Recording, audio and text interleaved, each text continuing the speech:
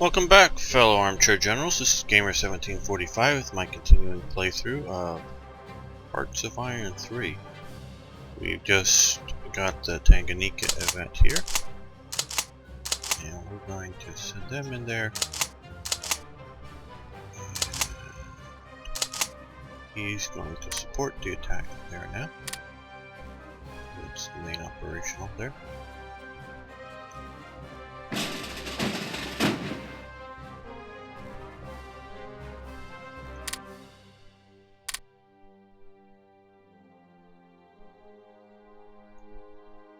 And still waiting for them to get better organized. We're continuing our assault on Gibraltar.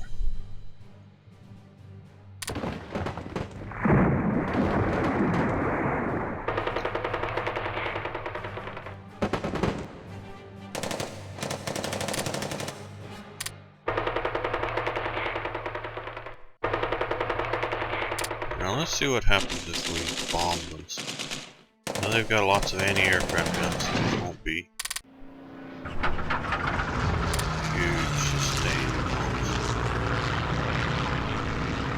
Or should we be, like I say, it won't be sustained bombing operations. Maybe we should do a logistics bombing.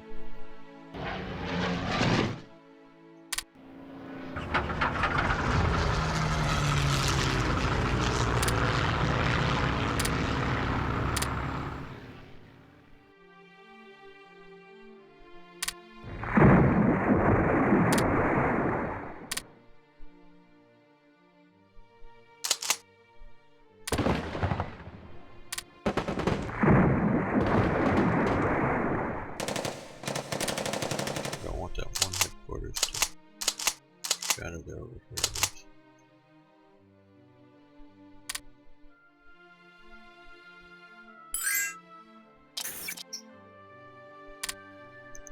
Not at this time.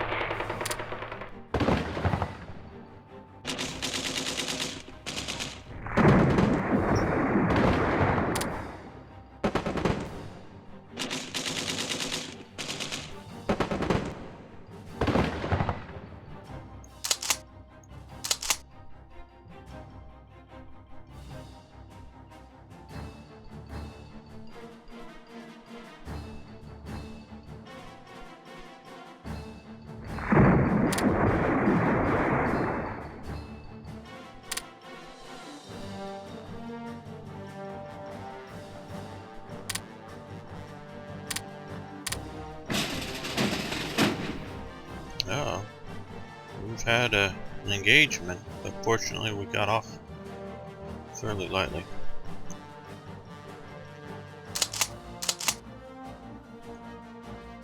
Okay, we will.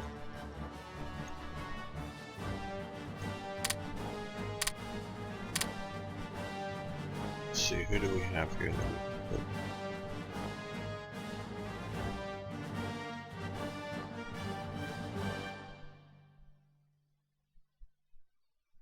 He's a good fortress buster.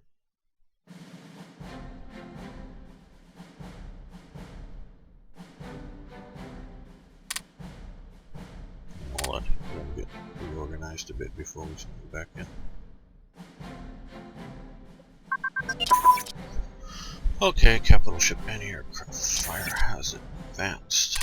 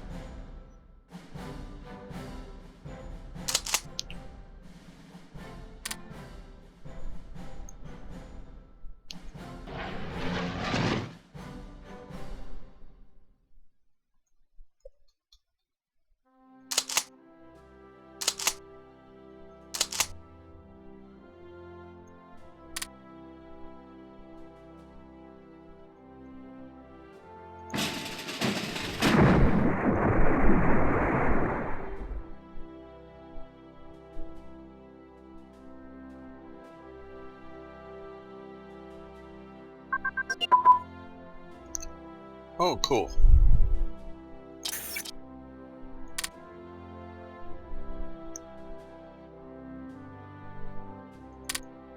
So now we can do unrestricted submarine warfare. Fighter ground has advanced as well, which will keep.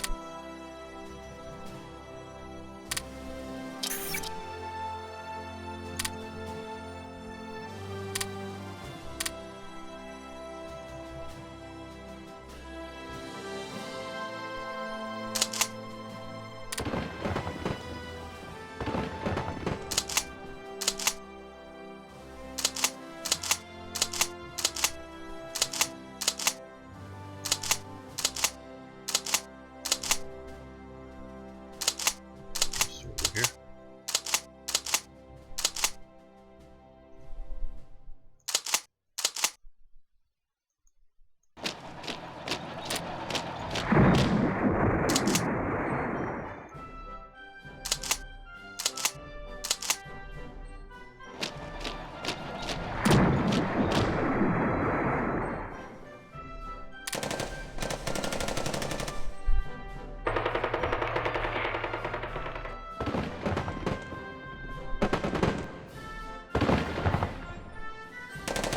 Still seems to be a pretty good supply.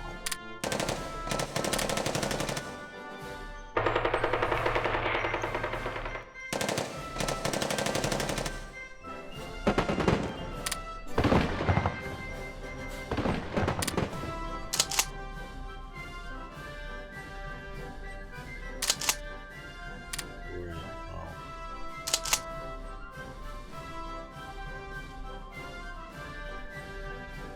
It's that bad unit.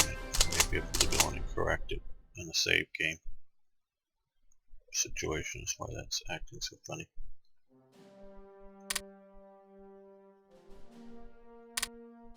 Might as well have these guys.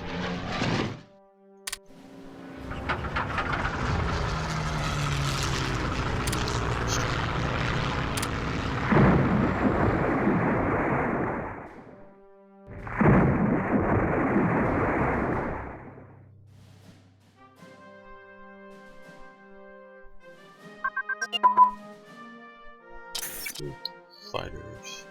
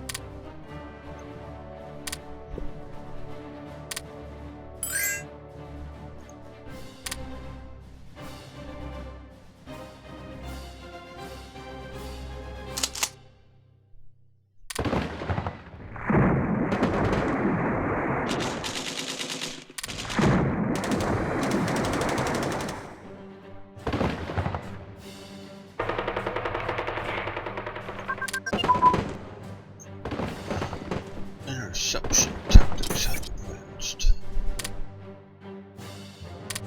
Let's see these.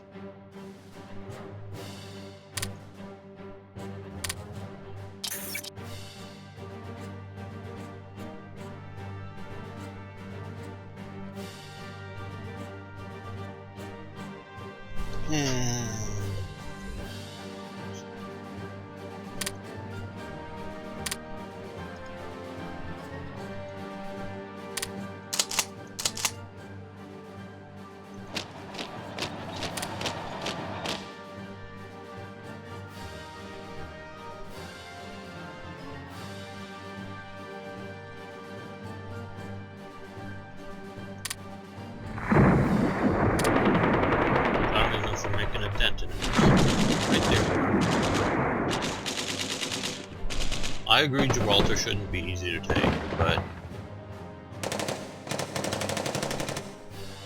two garrison divisions. Yeah.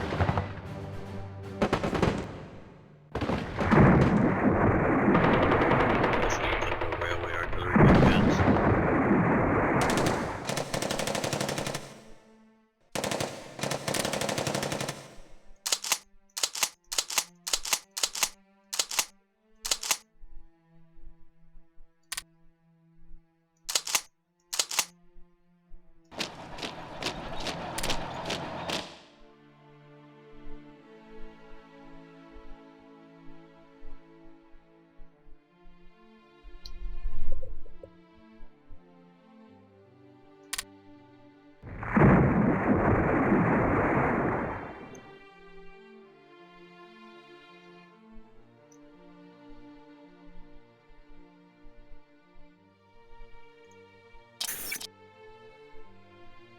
Supply depot 7. We lose some supplies. Okay.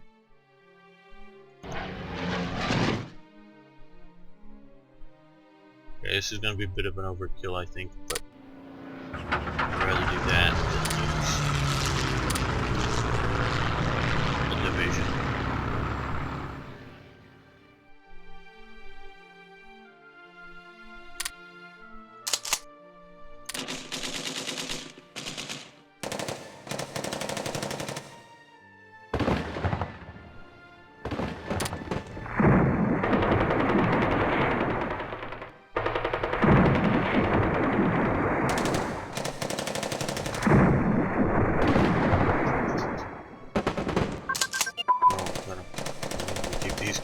Moving forward.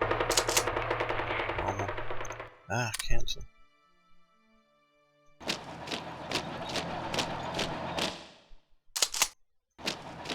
Okay, armory unit combined arms advance. That will be useful in the upcoming campaign.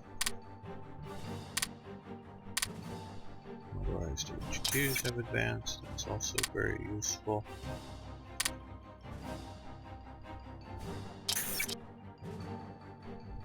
Armored.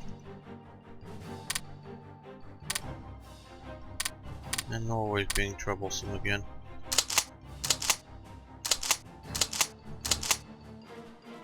Okay.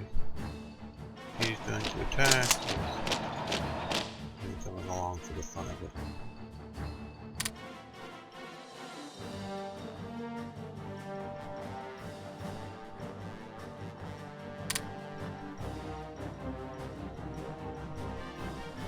Oh, there's more police units available.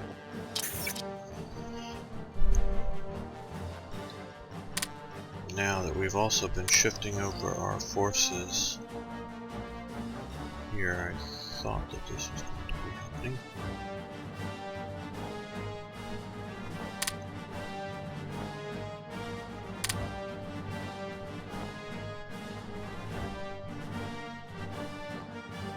But we also need one down here at least.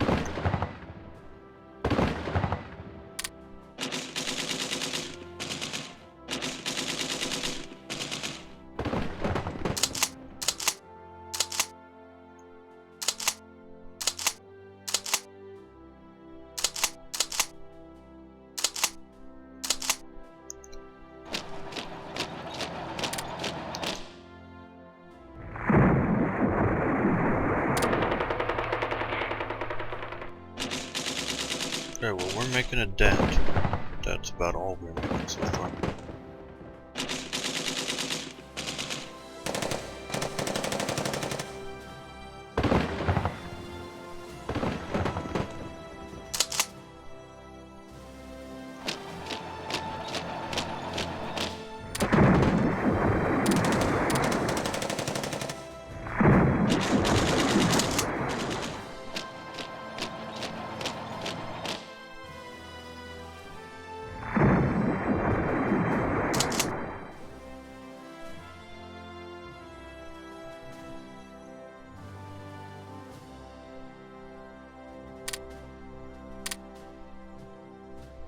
Alright, that's good.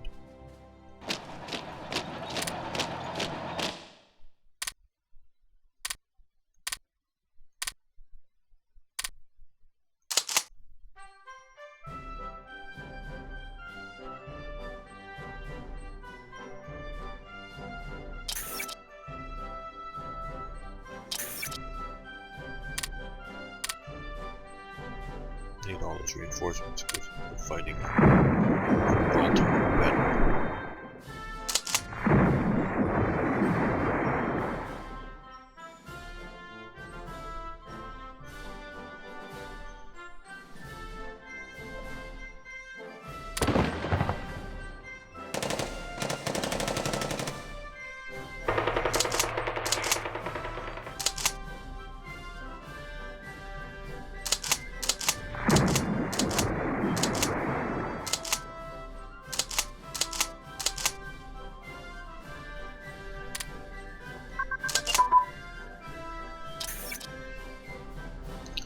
Escort ship damage control.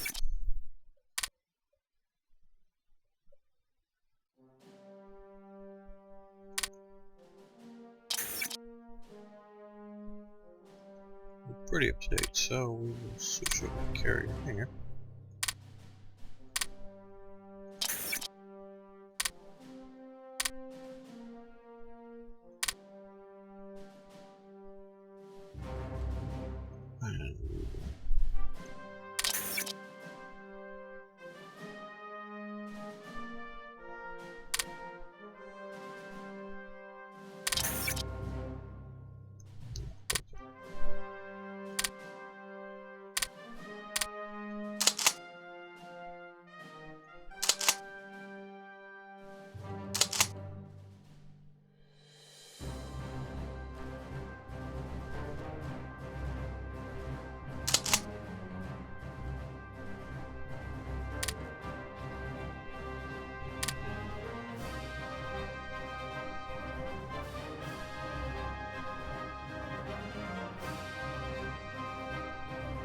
And what I should do, and I haven't done it yet. This is happening, I'm thinking about it. I should build my division for the defense of Gibraltar.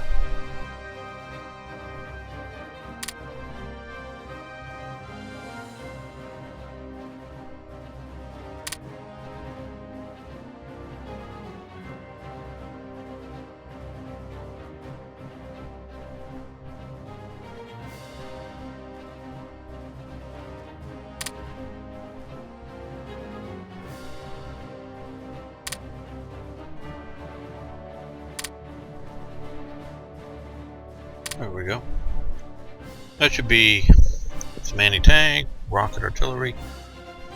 I'll throw in a heavy railway gun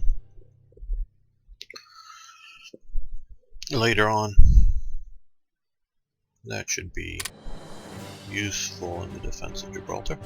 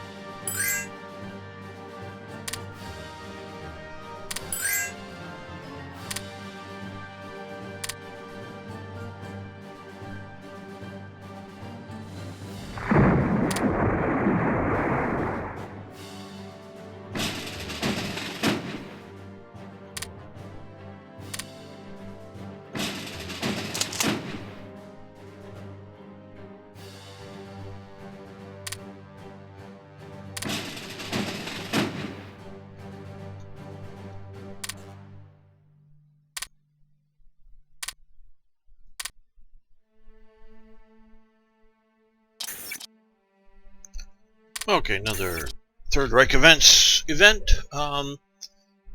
As earlier we talked about how they upgraded Panzer 1s, Panzer 2s, and 38Ts to be anti-tank guns.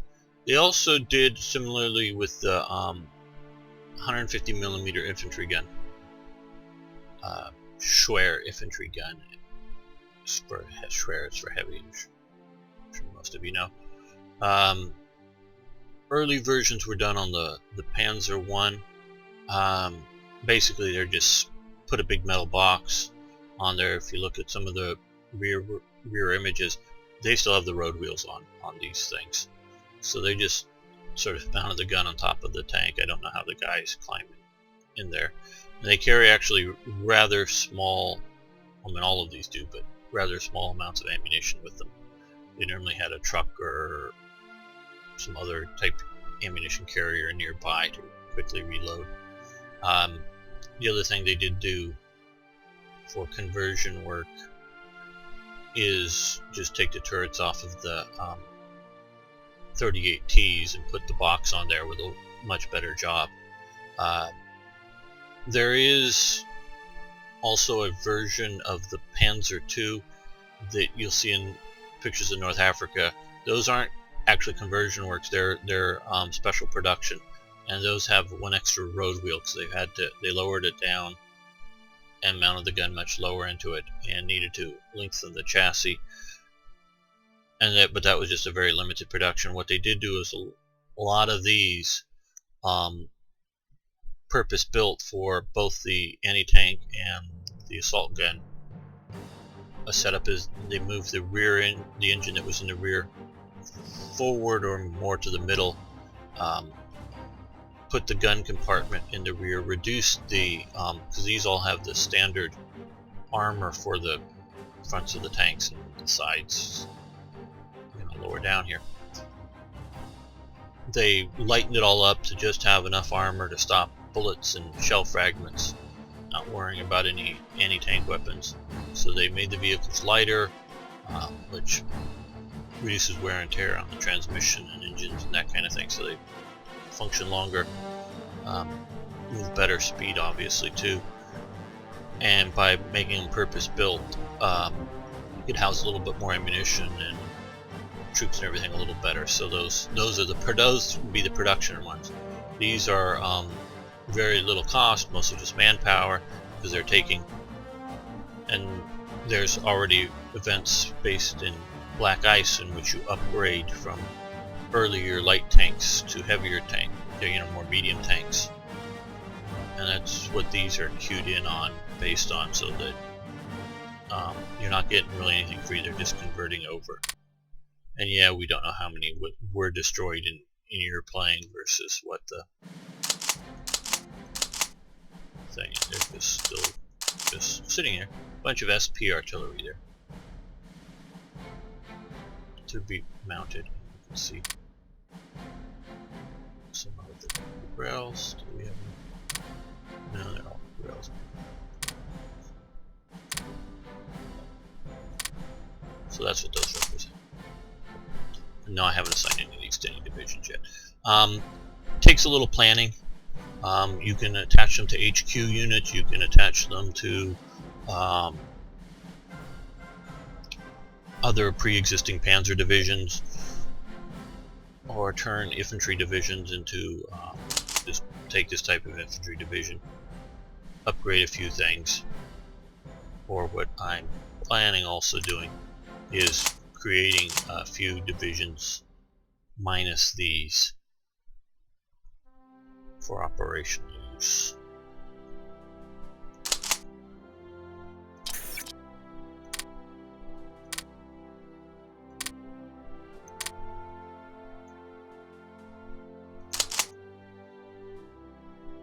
We're going to draw because I don't want these units shattering. Let's get battle command.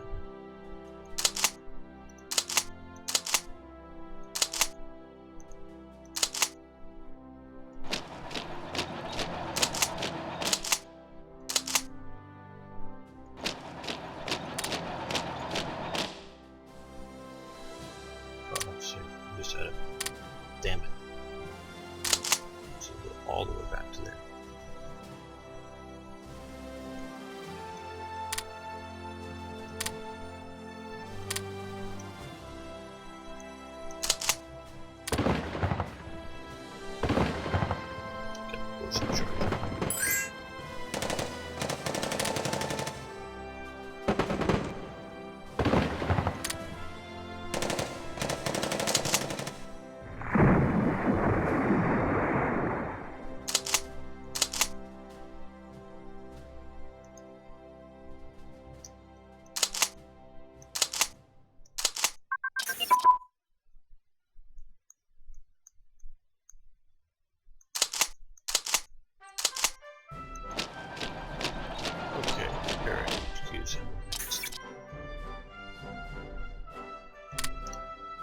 these are really useful in getting HQs into places that you couldn't otherwise.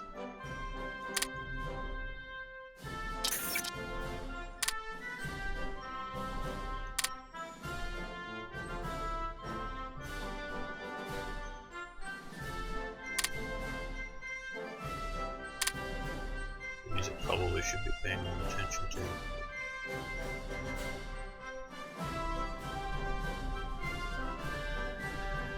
I'd actually like to hear your feedbacks on what you think about the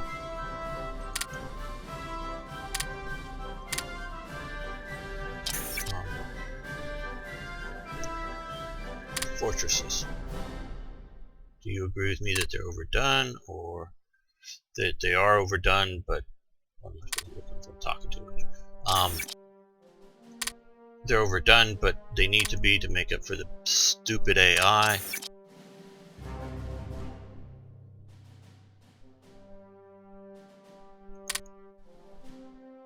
Or you think that they're just right because they match what is likely to have happened? A real strong need to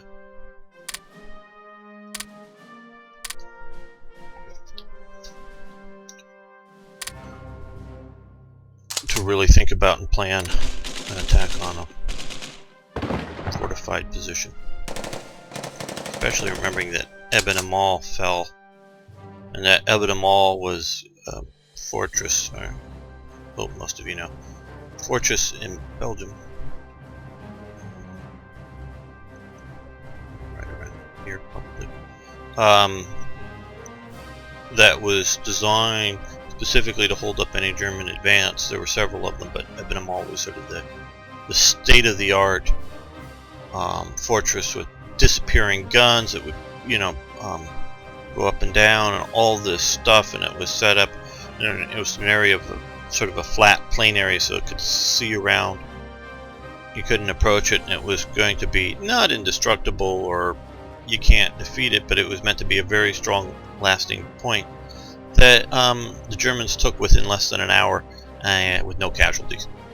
They just, because particularly in those days parachutes weren't accurate, so they landed a couple little gliders on it with airborne troops that were engineers that landed and placed demolition charges and didn't destroy the fort. The fort was basically fine.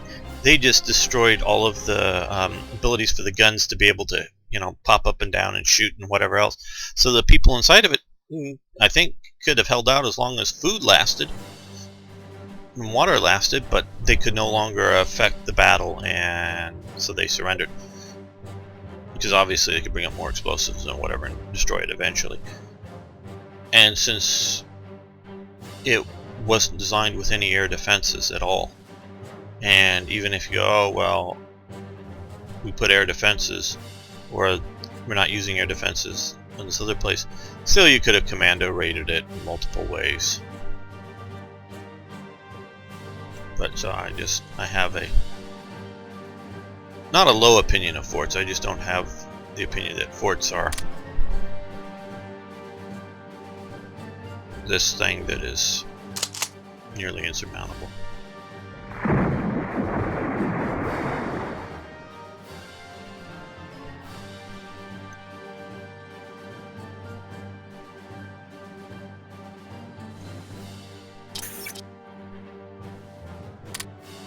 Defense research report, let's see. Moderate breakthrough, good.